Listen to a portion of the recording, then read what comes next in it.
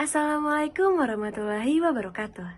Pada pertemuan kali ini, izinkanlah kami dari kelompok 8 mempresentasikan hasil diskusi kami mengenai mengimplementasikan strategi, isu manajemen, dan operasi. Kami dari kelompok 8 yang beranggotakan, yang pertama, saya sendiri Nadia Kanita, dan yang kedua ada Indri Mukaromah, yang ketiga ada Risma Cahya Saputri, yang keempat ada Niken Ferdiantari Budi, dan yang kelima ada Dinda Helen Kusuma, dan yang keenam ada Rafif Dimas Ramadhani. Baiklah, langsung saja kita mulai pertemuan kita pada kali ini. Dan untuk pembahasan pertama tentang sifat implementasi strategi akan dijelaskan oleh rekan saya Indri Mukaromah. Pada Indri, dipersilahkan. Baik, terima kasih atas waktunya. Selanjutnya saya akan menjelaskan tentang sifat implementasi strategi. Perbandingan antara formulasi dan implementasi. Ada beberapa formulasi strategi, yaitu formulasi strategi diposisikan sebelum tindakan, berfokus pada efektivitas. Formulasi strategi utamanya adalah proses intelektual, mensyaratkan intuisi yang baik dan kemampuan analisis, mensyaratkan koordinasi antara beberapa individu. Selanjutnya adalah implementasi strategi. Implementasi strategi dikelola selama tindakan berfokus pada efisiensi.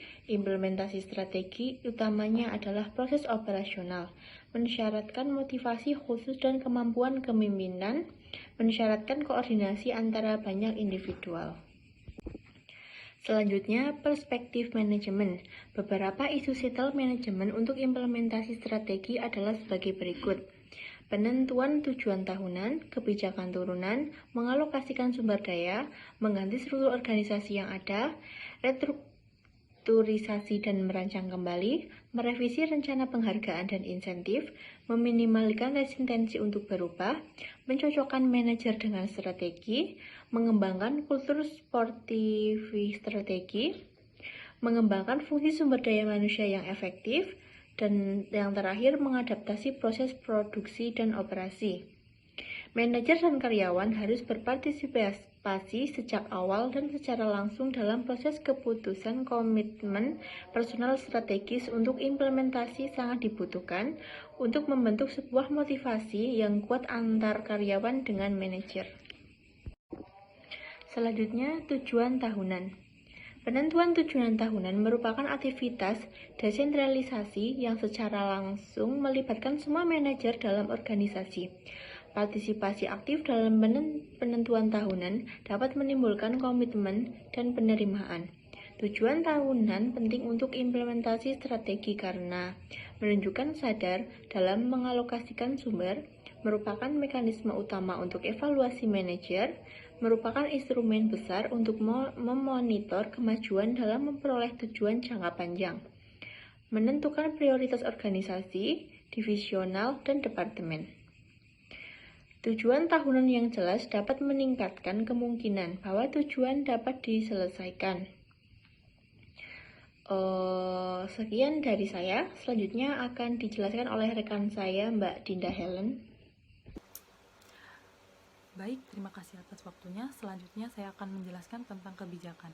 Kebijakan mengacu pada spesifik metode, prosedur, urutan, bentuk, praktik administrasi yang dibuat untuk mendukung dan mendorong maksud dan tujuan yang telah ditetapkan. Kebijakan adalah instrumen untuk implementasi strategi. Apapun ruang lingkup dan bentuknya, kebijakan adalah mekanisme untuk mengimplementasikan strategi dan mencapai tujuan. Kebijakan memungkinkan karyawan dan manajer memahami apa yang diharapkan, sehingga meningkatkan kemungkinan bahwa strategi yang diimplementasikan akan sukses. Contohnya, kapal Karnaval Paradis memiliki kebijakan tidak boleh merokok selama berlayar. Ini adalah kapal pertama yang melarang merokok secara komprehensif. Alokasi sumber daya. Alokasi sumber daya, resource allocation, adalah aktivitas sentral dalam manajemen yang memungkinkan pelaksanaan strategi. Manajemen strategik membuat sumber daya dapat dilakukan terkait dengan prioritas yang dibuat berdasarkan tujuan tahunan. 4 tipe sumber daya yang dapat digunakan untuk mencapai tujuan tahunan adalah sumber daya keuangan, sumber daya fisik, sumber daya manusia, dan sumber daya teknologi. Mengelola konflik, ketergantungan, tujuan, dan persaingan antara sumber daya yang terbatas seringkali mengarahkan kepada konflik. Konflik adalah suatu ketidaksetujuan antara dua atau lebih pada satu atau lebih isu. Menentukan tujuan tahunan dapat mengarahkan kepada konflik karena individu memiliki ekspektasi dan persepsi yang berbeda. Jadwal yang membuat tekanan, kepribadian yang tidak sesuai, dan kesalahpahaman antara manajer lini seperti supervisor produksi dan manajer staf seperti spesialis sumber daya manusia terjadi. Sekian dari saya, selanjutnya akan dilanjutkan oleh rekan saya Niken. Baik, terima kasih atas waktunya. Selanjutnya saya akan menjelaskan tentang menyesuaikan struktur dengan strategi. Perubahan dalam strategi seringkali membutuhkan perubahan struktur organisasi karena dua alasan utama, yaitu yang pertama, struktur secara luas menunjukkan bagaimana tujuan dan kebijakan dibuat. Contohnya, tujuan dan kebijakan yang dibuat dalam kerangka struktur secara geografis ditunjukkan dalam istilah geografis. Yang kedua yaitu struktur menunjukkan bagaimana sumber daya akan dialokasikan jika struktur organisasi berdasarkan kelompok pelanggan. Sumber daya akan dialokasikan menurut pembagian tersebut. Selanjutnya yaitu struktur fungsional dan struktur divisional. Struktur fungsional yaitu mengelompokkan tugas dan aktivitas berdasarkan fungsi bisnis seperti operasi dan produksi, pemasaran, keuangan dan akuntansi, penelitian dan pengembangan, dan sistem informasi manajemen. Kerugian dari struktur fungsional yaitu meminimalkan pengembangan karir, sedangkan keuntungannya yaitu sederhana dan tidak mahal. Struktur divisional, beberapa bentuk dari struktur divisional secara umum diperlukan untuk memotivasi karyawan, mengendalikan operasi, dan meraih kesuksesan dalam bersaing di lokasi yang berbeda. Struktur divisional dapat disusun dalam salah satu dari 4 cara, berdasarkan area geografis, berdasarkan produk atau jasa, berdasarkan pelanggan, atau berdasarkan proses. Kerugian dari struktur divisional yaitu kompetensi antara divisi menjadi sangat ketat untuk difungsional. Sedangkan keuntungannya yaitu memungkinkan penambahan produk atau wilayah baru dengan mudah. Sekian dari saya, selanjutnya akan dijelaskan oleh rekan saya, Mas Rafif. Baik, terima kasih atas waktunya. Selanjutnya saya akan menjelaskan tentang struktur organisasi bisnis unit atau SBU. Di dalam organisasi multidivisional, struktur SBU dapat menjembatani usaha implementasi strategi. Struktur SBU mengelompokkan divisi yang sama ke SBU dan mendelegasikan otoritas dan tanggung jawab untuk setiap unit ke eksekutif senior yang melaporkan secara langsung ke Chief Executive Officer. Kerugian dari SBU yaitu meningkatkan pengeluaran gaji, sedangkan keuntungannya yaitu dapat membuat pekerjaan perencanaan dan kontrol oleh perusahaan lebih dapat diatur. Dan yang kedua ada struktur organisasi matriks. Struktur organisasi matriks sendiri merupakan struktur yang paling kompleks dari semua desain karena bergantung pada aliran vertikal dan horizontal dari otoritas dan komunikasi.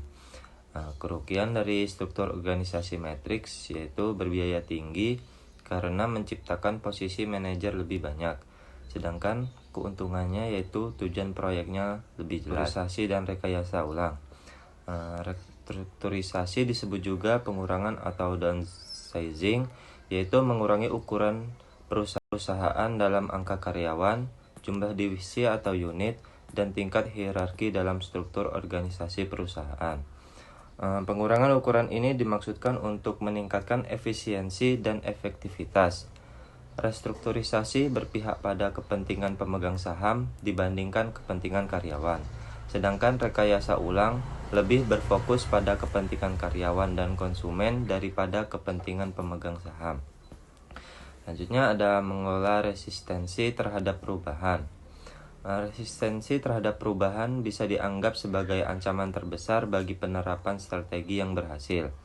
Biasanya, resistensi yang terjadi dalam organisasi berupa sabotase mesin produksi, mangkir kerja, menyampaikan keluh yang berlebihan, dan keengganan untuk bekerja sama. Kemudian ada menciptakan kultur suportif strategi. Para pembuat kultur strategi sebaiknya menyediakan, menekankan, dan membangun berdasarkan aspek-aspek kultur yang ada dan mendukung strategi baru yang diajukan. Riset substansial mengidentifikasikan bahwa strategi baru seringkali dipicu oleh kondisi pasar dan didikte oleh kekuatan persaingan. Sekian dari saya, selanjutnya akan dijelaskan oleh rekan saya Mbak Risma. Baik, terima kasih atas waktunya. Selanjutnya saya akan menjelaskan tentang perhatian terhadap produksi dan operasi ketika mengimplementasikan strategi. Manajemen produksi dan implementasi strategi. Tipe organisasi yang pertama yaitu rumah sakit. Strategi yang diimplementasikannya yaitu menambahkan pusat kanker atau hal ini termasuk ke pengembangan produk. Penyesuaian sistem produksinya yaitu membeli alat khusus dan menambahkan orang berkeahlian khusus. Tipe organisasi yang kedua yaitu bank.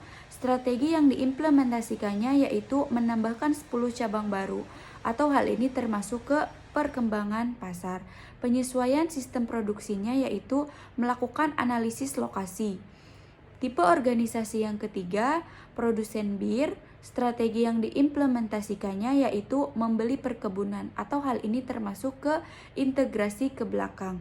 Penyesuaian sistem produksinya yaitu merevisi sistem pengendalian persediaan. Tipe organisasi yang keempat ada produsen baja. Strategi yang diimplementasikannya yaitu mengakuisisi rantai bisnis makanan cepat saji atau hal ini termasuk diversifikasi yang tidak terkait. Penyesuaian sistem produksinya yaitu meningkatkan sistem pengendalian kualitas. Dan yang terakhir ada perusahaan komputer. Strategi yang diimplementasikannya yaitu membeli jaringan distribusi retail atau hal ini termasuk ke integrasi ke depan.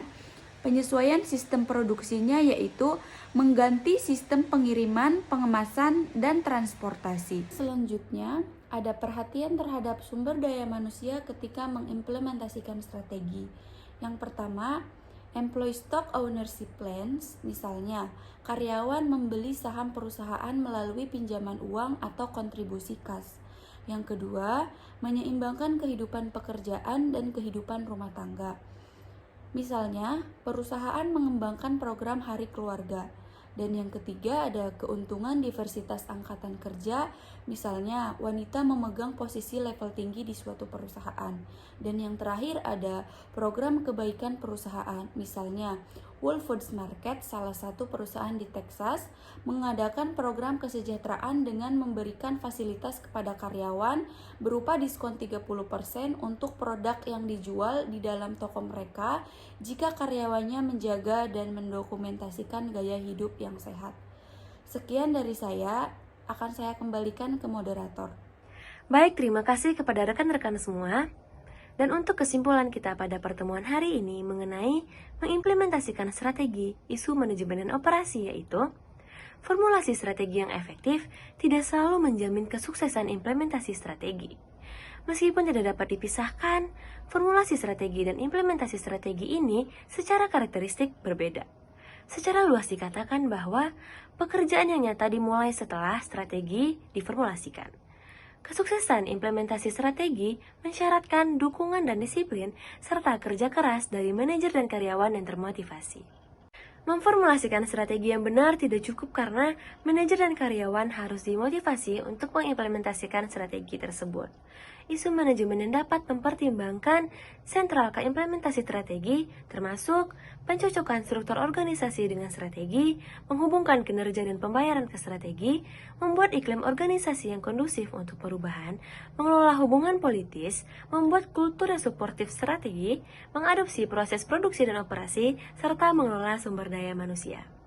Baiklah, itulah kesimpulan kita yang dapat kita ambil pada pertemuan kali ini.